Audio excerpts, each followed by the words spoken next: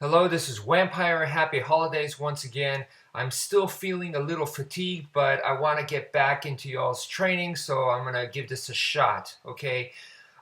Pretty much, I bet a lot of you have received knives for Christmas and stuff, so you might be looking to try to use it for a self-defense type situation, so looking for some training and stuff like that. So I'd like to provide some basics here in this video. Okay, and first and foremost, the most important thing is to get this. This is a training knife. This is from Cold Steel, all right? It's their rubber training knife, and there's a lot of different types of training knives, different types of models, shapes. Some are based off of actual knives that exist, and then some are made from wood, metal, aluminum. This one is relatively hard rubber, but it's still kind of flexible. And then there's softer material, foam and stuff like that, okay?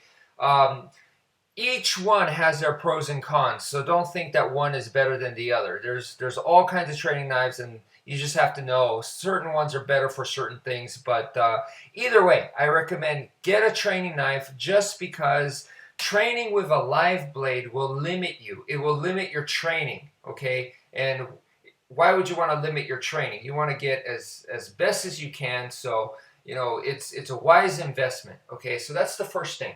Okay, so one of the things that I get asked frequently is this way versus this way, up or down, which grip? First of all, let me just say that there are a ton of different types of grips, okay? Sometimes just where you place the finger can change the name of the grip. So there's a ton of different grips, but for right now, just want to focus on the super basic, which is up versus down. Now, instead of arguing which one is better, I like to think, why not use both, okay? Trying to argue which one is better to me is like arguing which one's better, a hammer or a wrench. It depends on the situation. You should have both of them in your toolbox. So that's what I'm saying. Now, one of the things that's going to help you is a super basic concept, okay?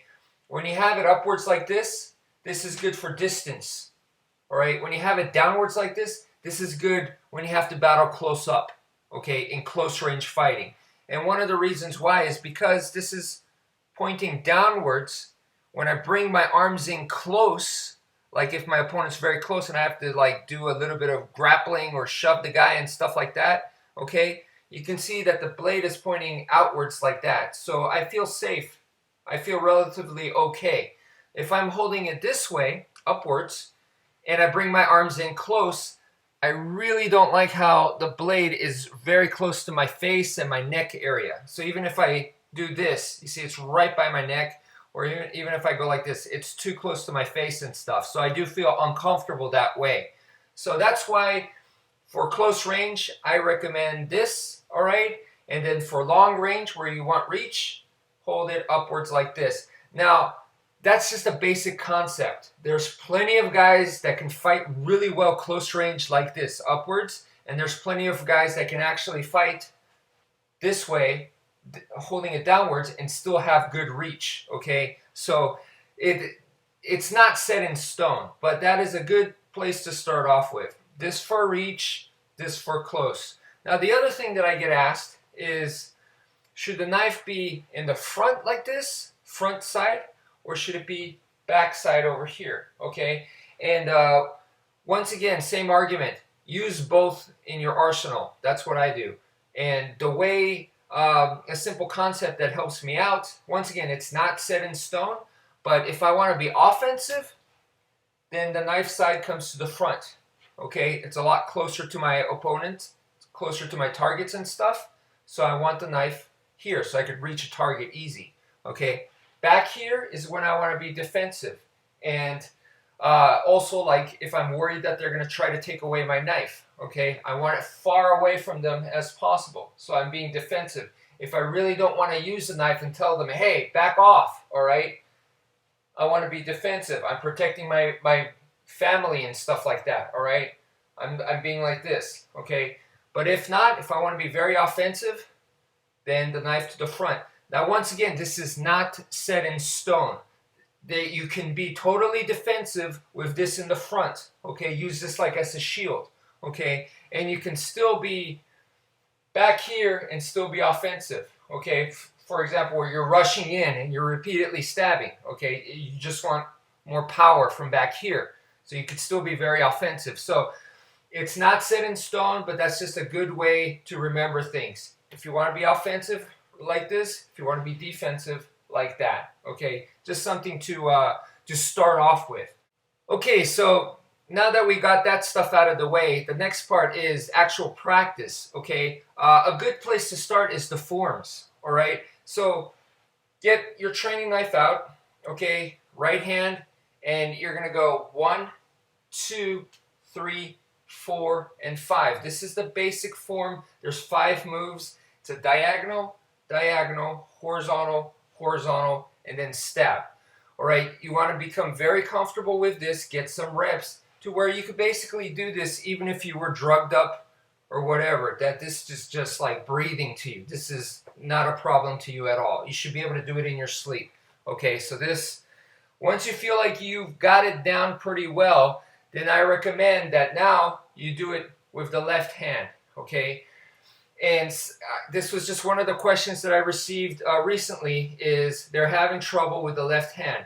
How can they get their left hand better? Well, you have to be patient. You definitely have to be patient with it, and it requires that your right hand is not just good. It's not just, okay, my right hand is good, I got it, so now I could move on to the left. It has to be better than good. It has to be to the point where the right hand can teach the left hand. In order to teach, you have to be better than good, okay? So just keep that in mind. So if a lot of people think, oh, I'm pretty good with my right hand, I got it down. Well, in order to teach it to the left hand, you got to go above that, all right? So you have to put in more reps. More reps, you should be able to break it down nice and slow, super controlled with the right hand, and then you know exactly, oh, this is, I'm starting off here and I'm coming down to this side. I start off over here on this side and I come down to here and then I bring it over here, and you know, you should be able to break it down into every kind of detail. So then when you go to the left hand, you could recreate the same ideas there. So you should be able to do with the left hand, no problem. 1, 2, 3, 4, and 5.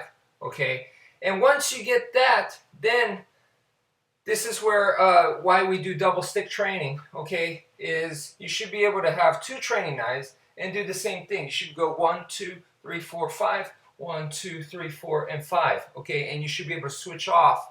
Okay, and do both sides like that, and then we'll start getting into arm weaving stuff where they're simultaneously attacking together.